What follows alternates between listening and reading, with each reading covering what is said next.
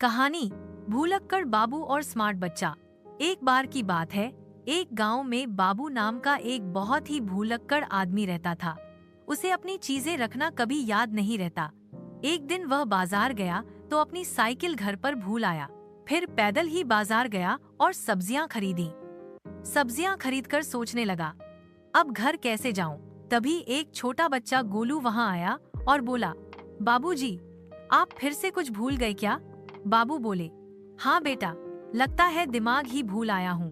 गोलू मुस्कुराते हुए बोला, तो चलिए पहले दिमाग ढूंढते हैं, फिर साइकिल। बाबू हंसते हुए बोले, तू तो बड़ा चालाक है।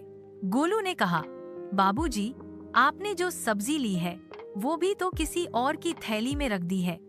बाबू ने झट से देखा, सच में। फिर भागकर थैली वापस ली। फिर गोलू ने पूछा, अब घर कैसे जाओगे? बाबू बोले, तू ही बता बेटा। गोलू बोला, बाबूजी, पहले आप अपने जूते तो पहन लो, फिर मैं बताता हूँ। बाबू ने नीचे देखा, ओहो, नंगे पांव खड़े थे।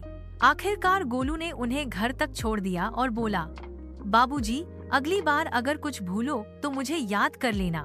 बाबू ने हंसते हुए कहा, अब तो तुझे ही अपना दिमाग बना लूं। सीख, जिंदगी में कभी कभी हंसी मजाक भी जरूरी होता है और समझदारी तो बच्चों में भी होती है।